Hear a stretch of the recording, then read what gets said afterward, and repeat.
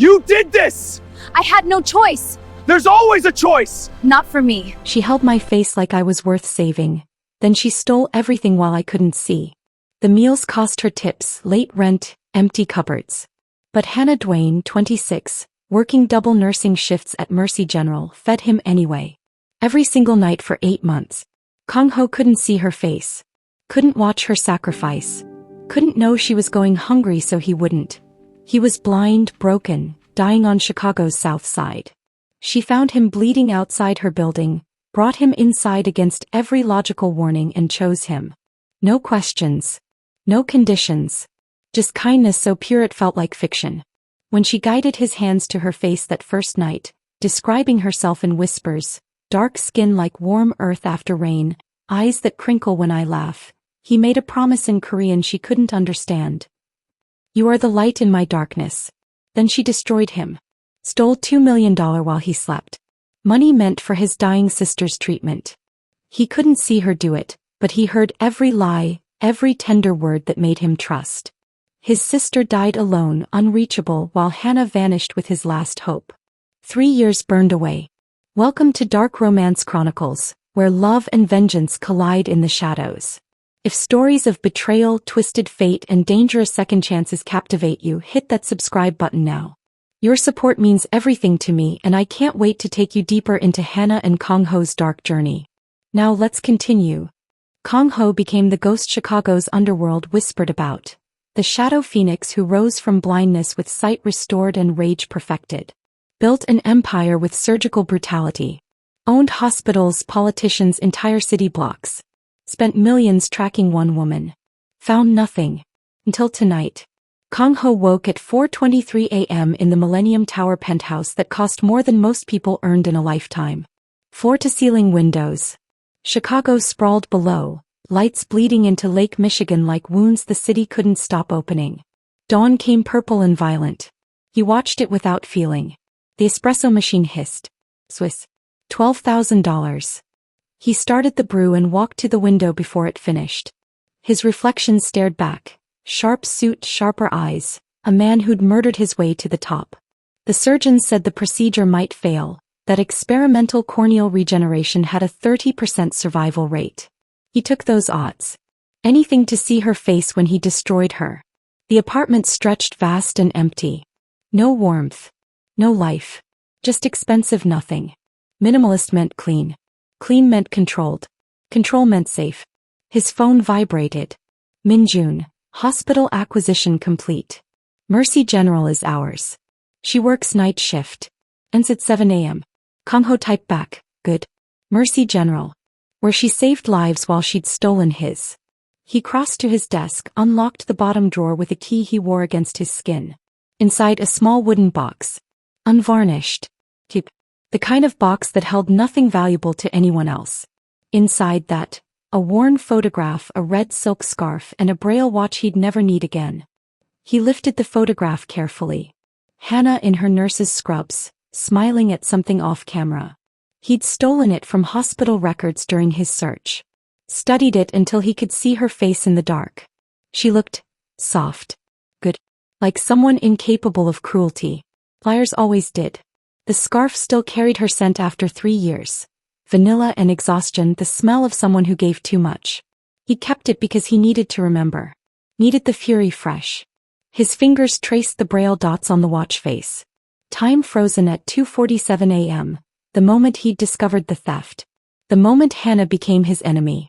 Where are you? He'd whispered into darkness for months, blind and broken. Now he knew. Minjun entered without knocking. Tall, efficient, loyal to death. The dossier boss. He placed a thick folder on the desk. Kang Ho opened it slowly. Hannah Duane. Still at the same apartment. Still working the same hospital. Still living like she had nothing to hide, like she hadn't built her peaceful life on his sister's grave. More photos. Her leaving work. Her buying groceries. Her smiling at an elderly patient. Her looking exactly like the woman who'd held him when he had nothing. She's been clean, sir, Minjun said carefully. No suspicious activity. No unusual spending. She lives like someone hiding in plain sight, Kang Ho finished. His jaw locked. Smart. But not smart enough. He closed the folder. 3 years of searching. 3 years of becoming powerful enough that she couldn't run when he found her. 3 years of building an empire for one purpose. Making her understand what she'd taken. Start with her job, he said quietly. I want her to feel it slowly. The way my sister felt the cancer eat her while I begged for time we didn't have. Minjun nodded and left. Kang Ho stood alone holding the photograph. Something twisted in his chest. Familiar, unwanted. The ghost of how it felt when she'd touch his face in the dark. When she'd read to him for hours. When she'd whispered "You're safe now" like a promise she meant. He crushed the feeling before it could spread. She taught him darkness had many faces. Now he'd teach her what happened when you betrayed someone who had nothing left to lose. The city woke below. Ordinary people starting ordinary days. They didn't know a ghost walked among them. Didn't know that tonight Hannah Dwayne's peaceful life would end exactly where it began. In the dark with a man she thought she knew, learning that some debts demanded everything. Kang Ho set the photograph down carefully, reverently, next to the red scarf and the braille watch. 3 artifacts from a life that never existed. 3 reasons she'd never see mercy. I'm coming, Hannah, he whispered to her smiling face. And this time you'll see me coming. The lights died at 2:47 a.m. Hannah Dwayne looked up from the medication cart, syringe in hand as Mercy General's 4th floor plunged into darkness. Emergency backup should have kicked in immediately. It didn't. The silence felt wrong, too complete, too deliberate. Like something breathing. Hannah. Her name came from the shadows near the supply closet. A voice she'd heard in dreams and nightmares for 3 years. A voice that shouldn't exist. Impossible. Kang Ho. He stepped into the dim glow of the emergency exit sign, and her world fractured. Same sharp features. Same mouth she'd kissed 1,000 times. But the eyes, God, the eyes. They saw her. Really saw her. No longer clouded with blindness but burning with something far more terrifying. Recognition. Hatred. Purpose. You look surprised. His English was perfect now, no trace of the broken words he'd struggled with. Did you think I'd stay blind forever? Stay helpless? Hannah's hands shook. The syringe clattered to the floor. You're alive. I searched everywhere. I thought. You thought what? He moved closer, predatory and deliberate. This wasn't the man who'd trembled when she touched his face. This was something else. Something dangerous. That I'd died? Disappeared? That you'd gotten away with it? Away with what? Kang Ho, I don't understand. Don't. The word cracked like a whip. He was inches away now, backing her against the nurse's station. Don't say my name like you care. Like you didn't destroy everything. 3 years ago, Hannah had found him bleeding on the sidewalk outside her building. Broken ribs, shattered orbital bones, blind from trauma and infection. She'd carried him inside despite her exhausted body screaming, despite knowing she couldn't afford another mouth to feed. Why are you helping me? He'd asked that first night, fingers tracing her features like reading braille. Because you're here and you need help. That's enough. Now those same fingers held a black envelope, extending it toward her with surgical precision. Open it. Hannah's hands trembled as she pulled out the photograph. A woman in a red dress, her face, her body, standing over an open safe, money scattered at her feet. But it wasn't her. The dress was wrong. The posture was wrong. Everything was wrong. I've never seen this before. This isn't. You took $2 million while I was blind, Kang Ho said, his voice dead calm. Money meant for my sister's treatment. She died alone, Hannah. Died while you were spending her life. No, this is insane. I would never. You did. He turned toward the darkness. And now you'll understand what it means to lose everything. The lights flickered back on. He was gone. Only the photograph remained and the smell of his cologne. Different now, expensive, foreign. Hannah's shift ended at dawn. She drove home on autopilot, his words echoing. You took something from me. Now I'll take everything from you. She unlocked her apartment door and froze. Ransacked. Drawers emptied. Furniture overturned. And on her bed, arranged with care, a note in braille dots she'd learned to read for him, now translated by her shaking hands. Day 1 of your education. You taught me what darkness feels like. Now I'll teach you.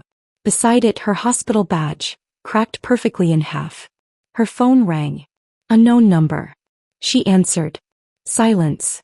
Then his voice, soft as a blade. Sleep well, Hannah. Tomorrow you lose your job. The line went dead.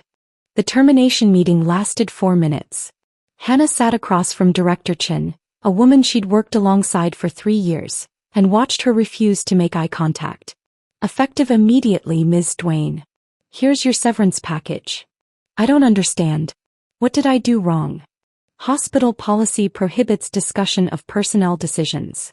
Chin slid the envelope across the desk like it burned her fingers. Security will escort you out. Hannah's hands went numb. Sir, please. Just tell me. I'm sorry. Chen's voice cracked. I really am.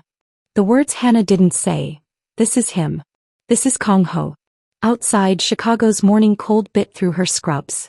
She stood on the sidewalk holding a box of her belongings, 3 years compressed into cardboard, and felt her life crumbling in real time. The black Mercedes pulled up like a hearse.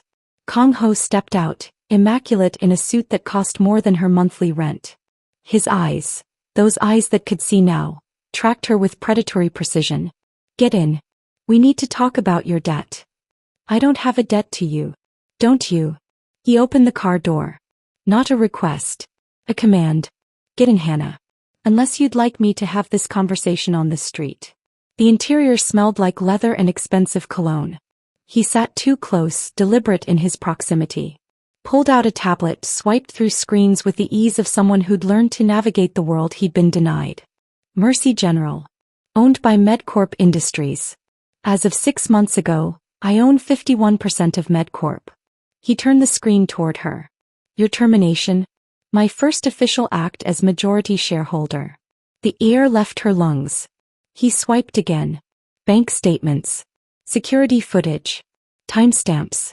A woman who looked exactly like her withdrawing money, signing documents, smiling at cameras. $2 million, Kong Ho said quietly. Taken from accounts I trusted you with. Money meant for my sister's experimental treatment in Germany. By the time I realized it was gone, by the time I could see again. His voice fractured. She died alone in a hospital bed asking for me. I couldn't get there. Couldn't save her. Because you stole her chance at life. 3 years ago, Hannah had read to him every evening. Poetry first. Neruda, Rumi, anything that made him smile. Then novels. Then the news, which made him grip her hand tight when stories got dark.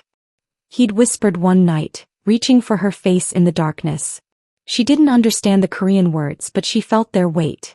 Felt the way his thumb traced her bottom lip with reverence. Their first kiss had been tentative. Tender.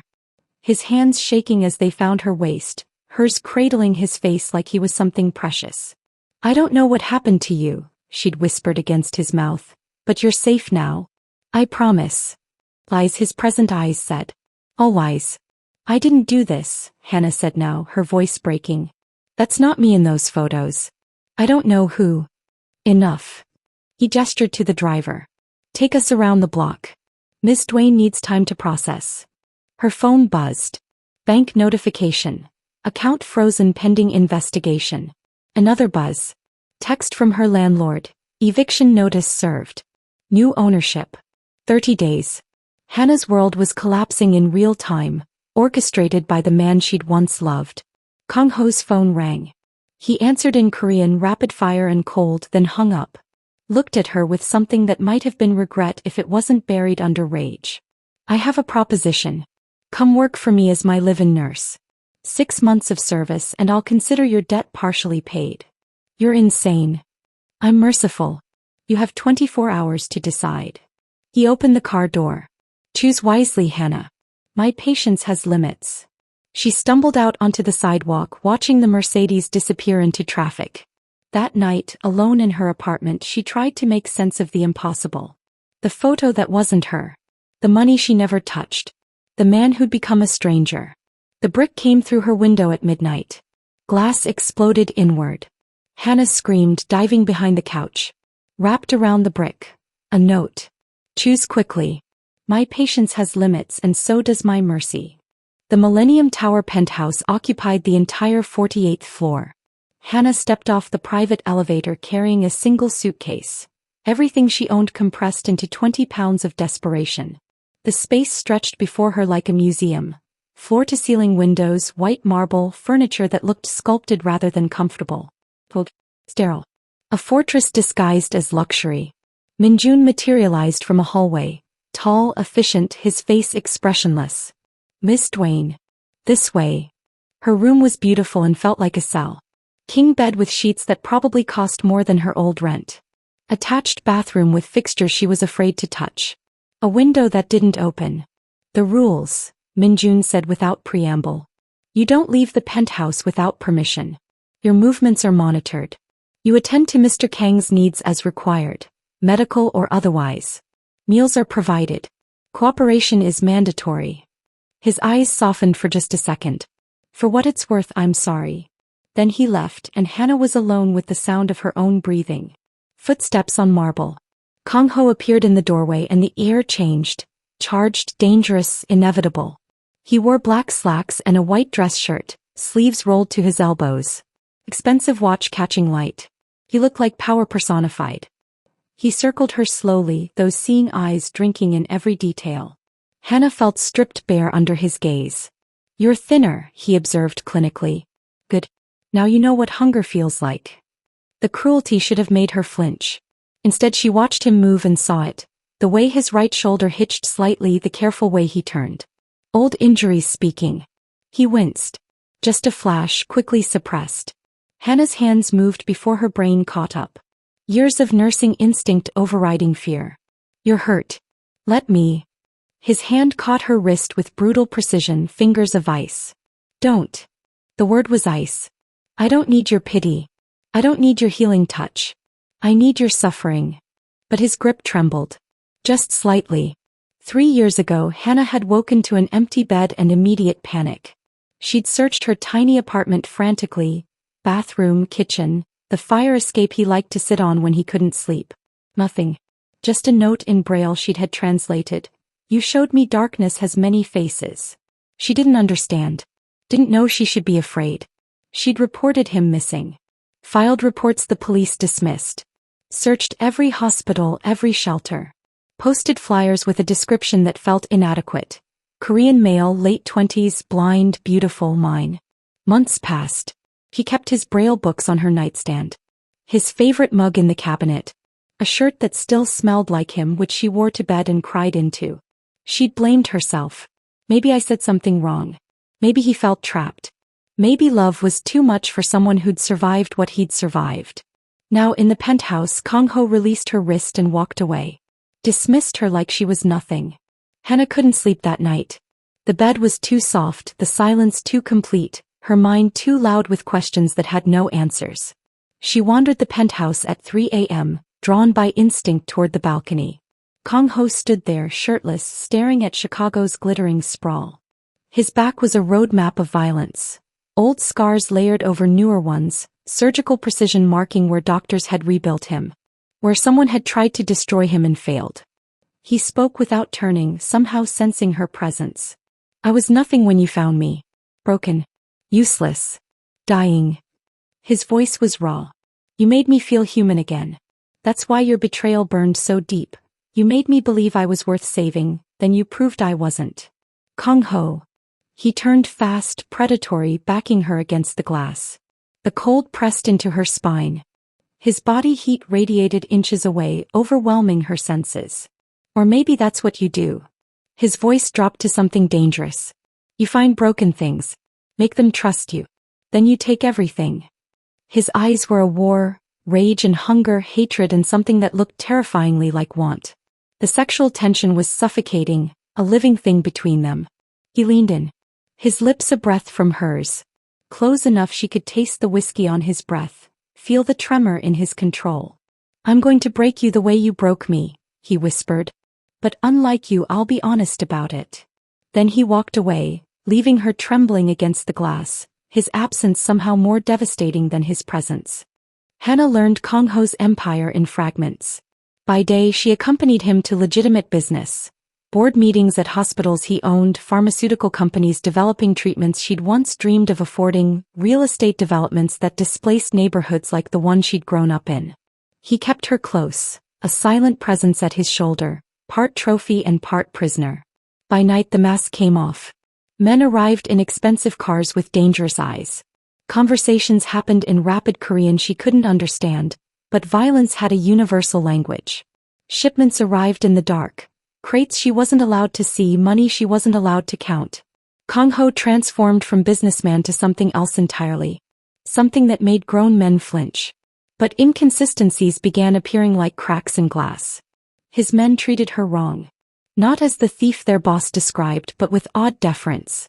One lieutenant held doors for her. Another brought her tea without being asked. Minjun accidentally called her kind-hearted Miss Hannah, while briefing security protocols, then caught himself embarrassed. Sorry boss. Won't happen again. Kang-ho's eyes had narrowed, but he said nothing. The real fracture came during a business dinner at an upscale steakhouse. Kang-ho was negotiating a hospital merger with a white-haired executive who drank too much and talked more. You know, I could have sworn I saw you in Vegas last month, the man said to Hannah, gesturing with his whiskey. At the Bellagio. High-stakes poker room. You were with some Russian guy, absolutely cleaning up at the tables. Hannah's fork stopped halfway to her mouth. I've never been to Las Vegas. No, it was definitely you. Same face, same. Hannah doesn't gamble, Kang-ho interrupted, his voice blade sharp. You're mistaken. I'm telling you it was her. I never forget a face, especially one that beautiful. Hannah's mind raced. What date? March 15th. I remember because it was my anniversary. I was working a double shift that night at Mercy General. 16 hours straight. I have the timesheets to prove it. The table went silent. Kang-ho's jaw tightened. People construct alibis all the time. It's not difficult. But Hannah saw it, the flicker of doubt in his eyes. The first crack in his certainty. 3 years ago, Hannah had surprised Kang-ho on his birthday with a small cake from the grocery store. 29 candles she couldn't afford. How do I blow them out if I can't see them? He'd asked, smiling. She'd guided his face close, her hands on his cheeks. Feel the heat. I'll help you. They'd blown them out together and he'd pulled her into his lap, suddenly serious. Tell me what you look like. I want to see you with my hands. She'd guided his fingers over her features, describing herself. Dark skin like warm earth after rain. Eyes that crinkle when I laugh. A smile that's too big for my face. He'd traced every curve, every angle with devotion that made her breath catch. Beautiful, he'd whispered. I knew you would be.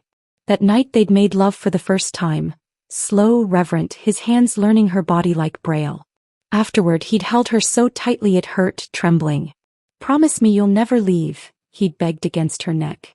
Promise me this is real. I promise. I swear. This is real. Now in the penthouse at 2 a.m. Hannah couldn't sleep.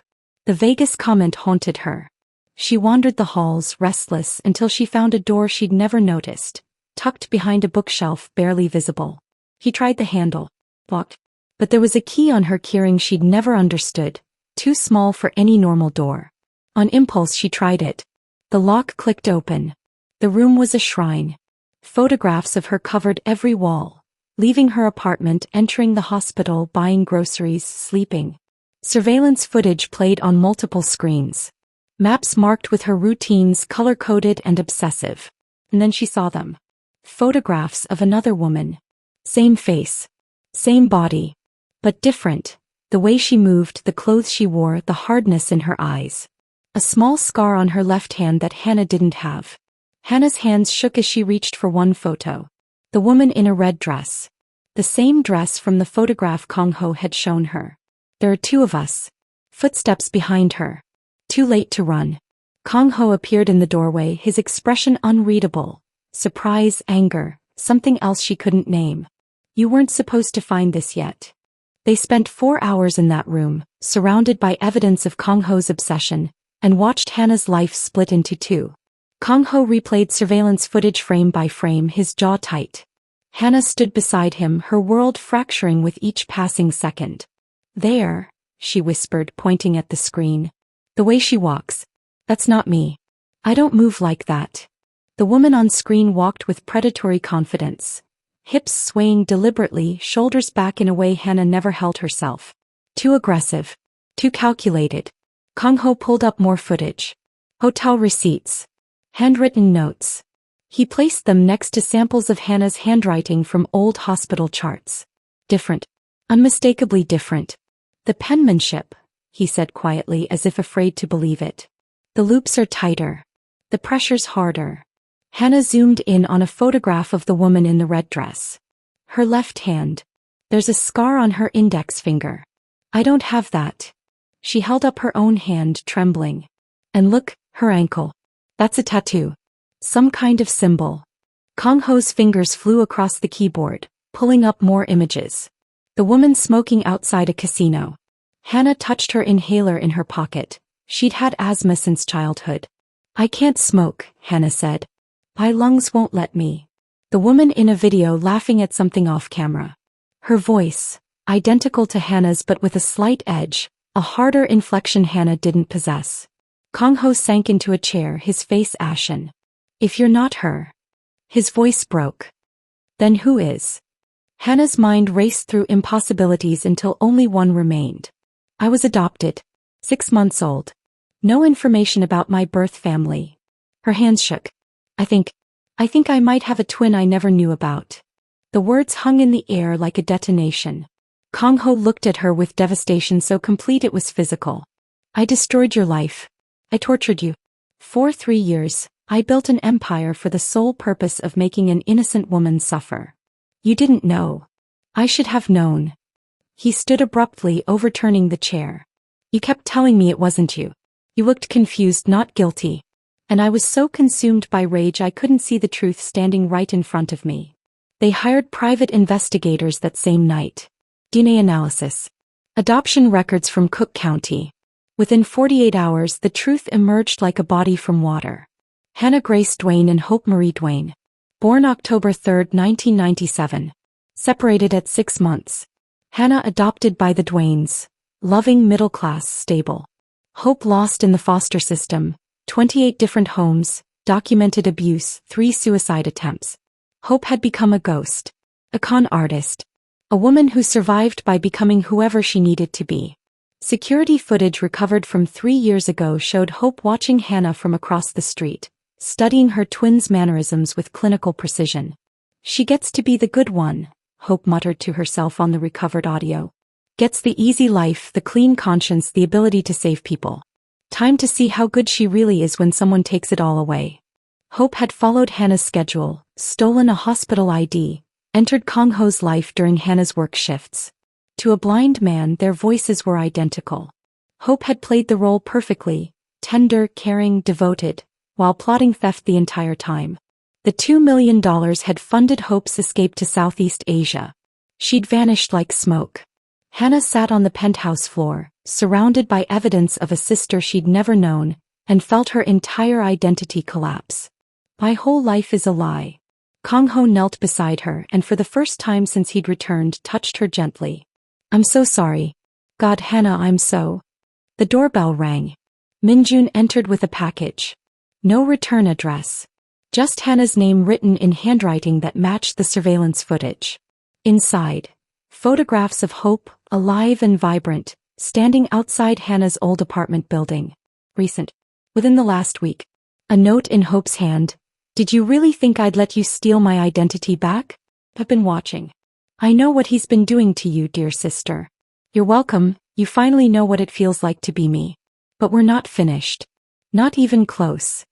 Attached. A tabloid article, dated tomorrow. Mystery woman linked to Korean crime lord. Police launch investigation into Hannah Duane. Below it more photographs. Hannah, accepting money from known criminals. Hannah at the scene of a murder. Hannah, doing things that would send her to prison for life. All Hope. All using Hannah's face to frame her for crimes she'd never committed. Hannah's phone rang. Unknown number. She answered on speaker. Hope's voice, identical to her own, came through like listening to a recording of yourself you didn't remember making. Hello, sister. Did you get my gift? We have so much to catch up on. The penthouse became a war room, and Hannah and Kong Ho became reluctant soldiers fighting the same enemy. He could barely look at her without shame written across his features. Every time she moved, he flinched, remembering the terror he'd inflicted, the systematic destruction of an innocent woman's life. I'm sorry felt obscene. Inadequate. Words too small for the damage done. Hannah should have hated him. Should have run the moment she had the chance. But she was still tangled in feelings for the vulnerable man she'd saved, and dangerously attracted to the powerful one he'd become. Two versions of the same person, both impossible to forget. They worked late into the night, tracking Hope's digital footprints. Kong Ho at his computer, Hannah reviewing foster care records, wine bottles accumulating between them like evidence of their shared exhaustion. "I destroyed everything you had," Kong Ho said quietly, staring at the screen. "Your job, your home, your peace. And for what? Because I was so consumed by rage I couldn't see clearly. You were hurt. You were lied to. That's not an excuse." "No," Hannah agreed, taking another drink. "It's not. But it's a reason." The tension between them was suffocating, grief and guilt and something rawer underneath. Chemistry that had survived 3 years of separation and weeks of psychological warfare. "I hate that I still want you," Hannah confessed, the wine making her reckless. "I hate that after everything you've done I look at you and remember how it felt when you touched me like I was something precious." Kong Ho's jaw tightened. "I hate that I'm broken enough to want you back.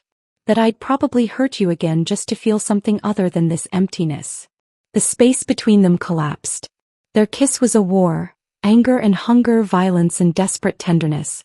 His hands in her hair, hers clutching his shirt, 3 years of pain and longing combusting into something that felt like destruction and salvation at once. The sex was raw, urgent, honest in a way words couldn't be. Not forgiveness, neither of them was ready for that. But acknowledgement. Recognition. Two damaged people choosing each other despite every logical reason not to. Afterward they lay tangled in his bed, breathing hard, neither speaking. His fingers traced the curve of her spine like reading Braille, relearning her body by touch and memory. "This doesn't fix anything," Hannah whispered. "I know. We're probably going to destroy each other. I know that too." But neither pulled away. By morning they'd assembled Hope's profile. Kong Ho's criminal network provided the skeleton: Red Lotus triad connections, money transfers, safe houses. Hannah filled in the flesh, foster care records that read like a horror story.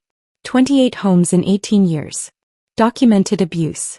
3 suicide attempts before she turned 16. A social worker's note that shattered Hannah. "This child has extraordinary intelligence but refuses to trust adults. Survival means looking out only for herself." Another note from age 16. Hope expressed obsessive interest in finding biological family. When told her twin was adopted and thriving, subject became violent.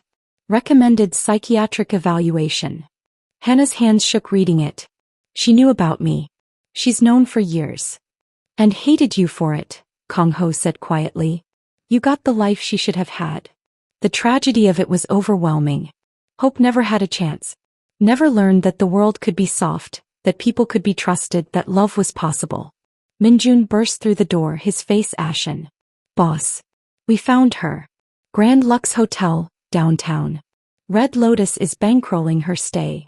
Kong Ho stood. "Mobilize everyone. We move in." Minjun's phone rang. He answered, listened, and his face went pale. He put it on speaker.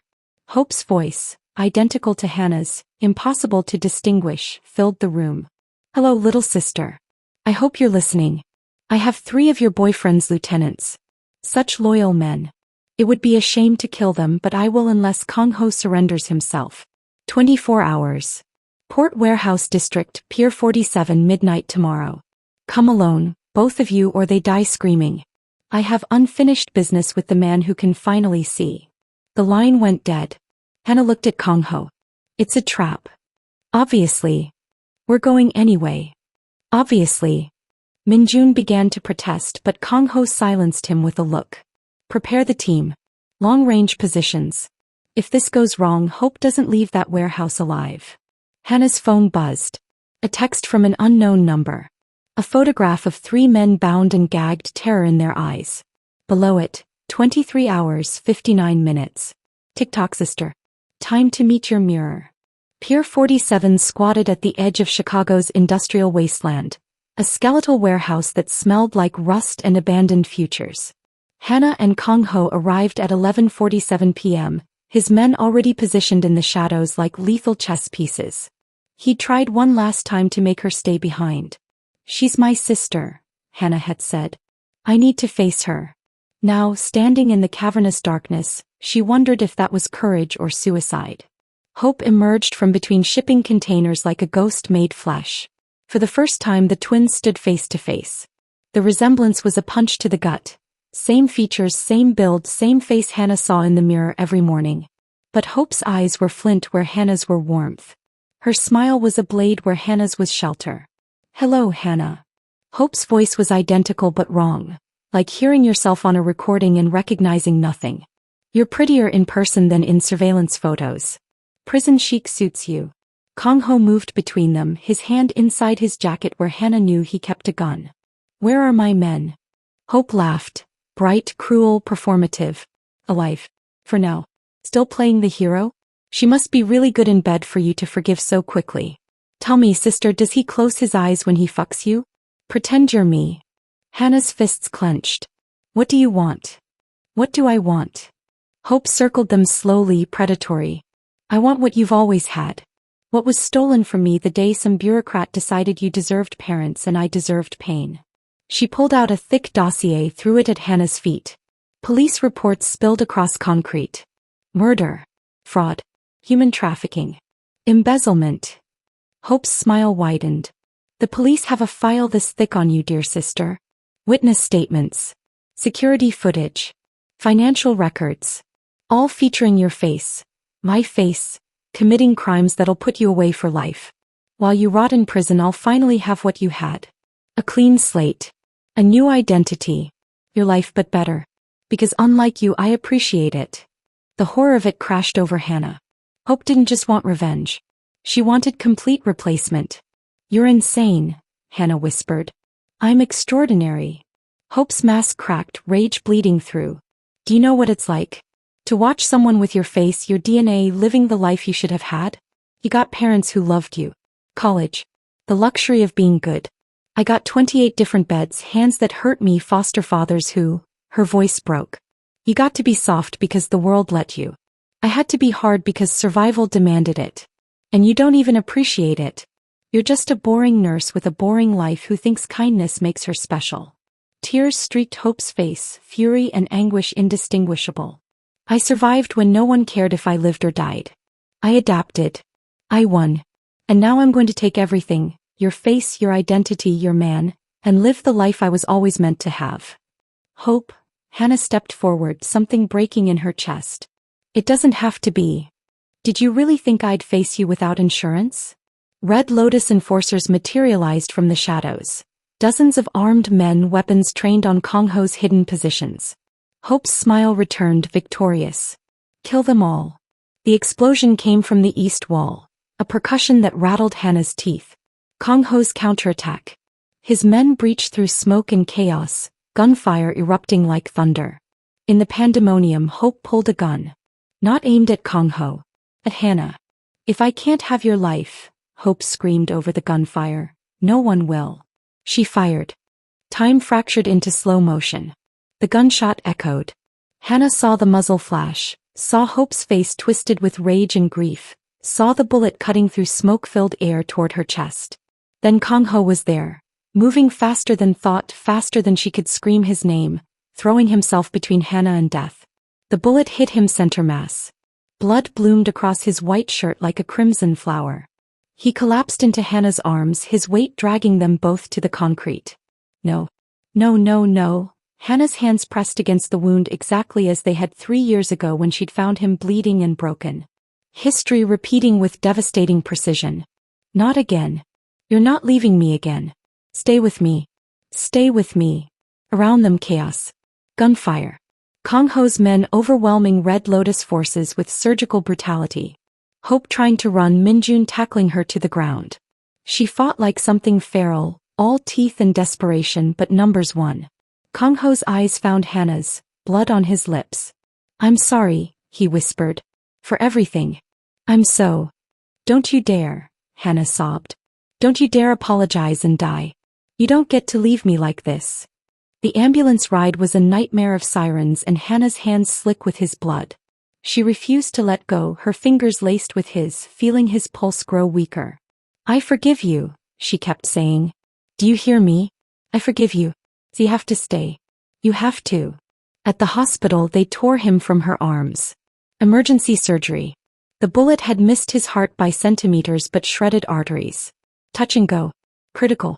Hannah sat in the waiting room, covered in his blood, and remembered everything. 3 years ago, Kong-ho had woken in darkness to discover the money was gone. Still blind, he'd called the hospital in Germany with shaking hands. I'm sorry, Mr. Kong. Your sister passed 2 days ago. We tried to reach you. 2 days? But I don't understand. Hope had drugged him. Needed him unconscious and compliant while she completed the theft. While his sister died alone, unreachable, Kong-ho had been unconscious in Hannah's bed, unaware he was losing everything. When he'd finally regained consciousness, he'd destroyed the apartment in grief and rage, smashing furniture, cutting himself on broken glass, screaming until his voice shattered. He'd found the red scarf.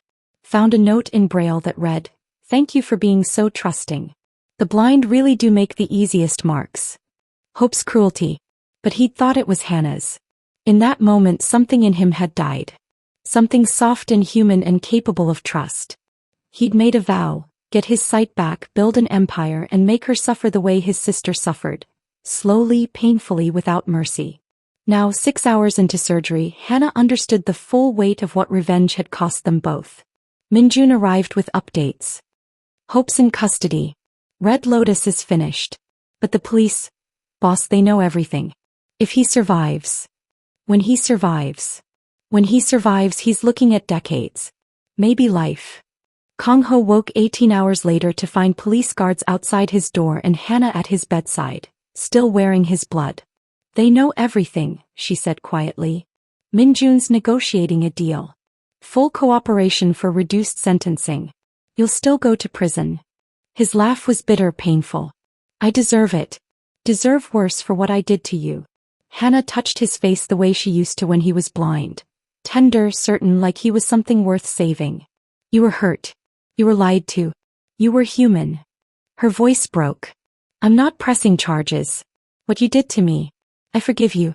Not because you deserve it, but because holding on to it will destroy me the way revenge destroyed you. His eyes filled with tears he was too weak to hide. The moment shattered when Minjun burst through the door, his face ashen. Boss. Hope escaped during transport. Killed 2 officers. Vanished. Hannah's blood went cold. How? She left a message. Written in her own blood on the van wall. Minjun's voice shook. It said, Hannah, you think you've won? I'm going to destroy everyone you've ever loved. Starting with him. This isn't over until one of us is dead.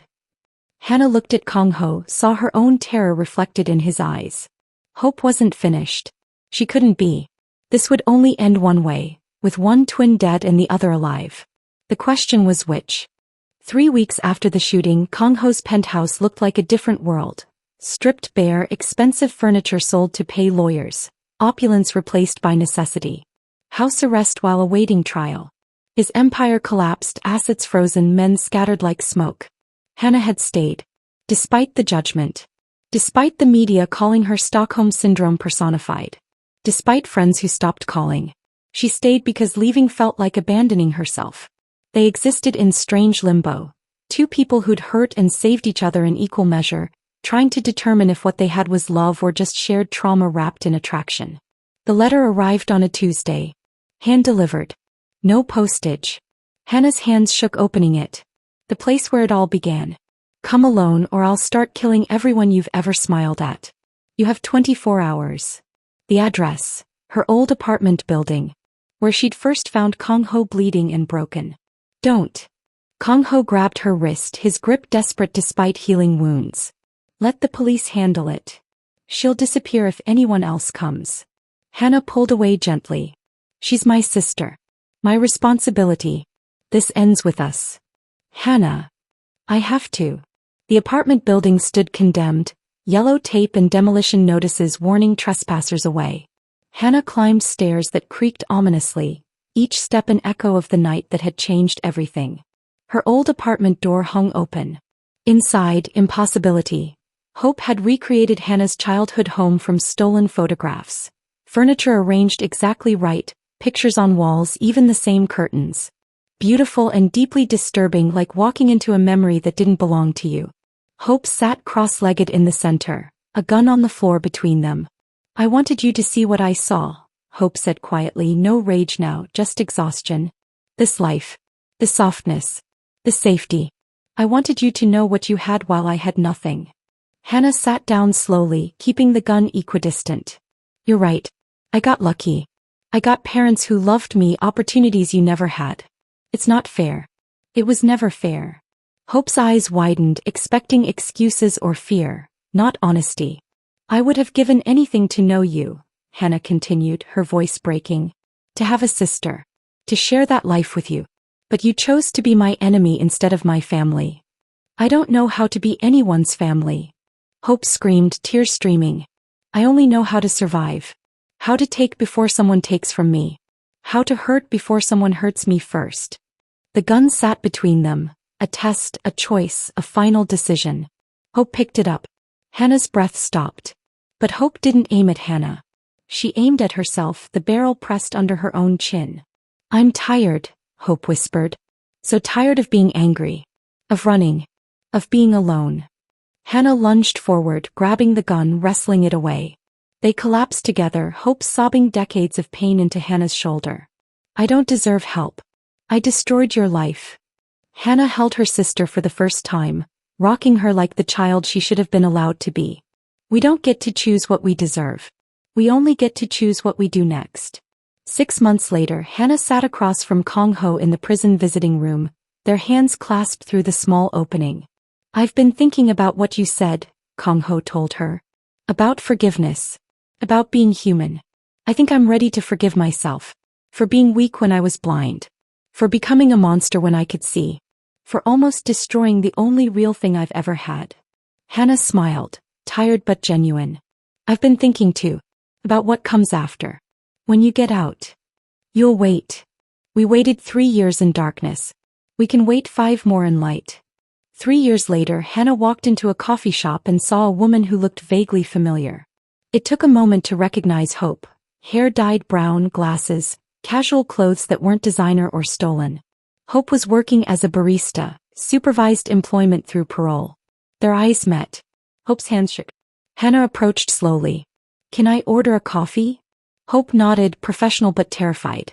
What would you like? Hannah smiled. Surprise me. I trust you. It was a small moment, but it was everything. Hannah sat at a table sipping the coffee Hope made. Through the window, twin girls walked past, laughing together, sharing a snack. That could have been us. That should have been us. But maybe, eventually, it still can be. She texted Kong Ho. Visited Hope at work today. He's doing better. We're doing better. Counting down the days until you're home. 2 years left. I'll be waiting. She looked at the photograph she'd kept, her and Kong Ho in her old apartment, both smiling before everything fell apart. Beside it, a new photograph. Her and Hope, tentative but trying. Proof that sometimes love is stronger than DNA. That family is what you build rather than what you're born with. The story ends not with perfection but with possibility. Damaged people choosing healing over revenge, connection over isolation, tomorrow over yesterday. And that's where Hannah, Kong Ho and Hope's journey finds its fragile piece. But every ending is just another beginning. If this story of redemption, forgiveness, and love forged in darkness moved you, please hit that like button and subscribe. You won't want to miss what's coming next. Drop a comment and let me know where you're watching from and whether you believe some betrayals can truly be forgiven. My next video drops soon and trust me, you'll want to be there. It's another tale of obsession, secrets, and a love that defies every rule. I'll see you in the shadows. Until next time, remember, some scars make us stronger and some love stories are worth fighting for even when the world says they're impossible. Thank you for being here. Now go watch the next chapter of Darkness.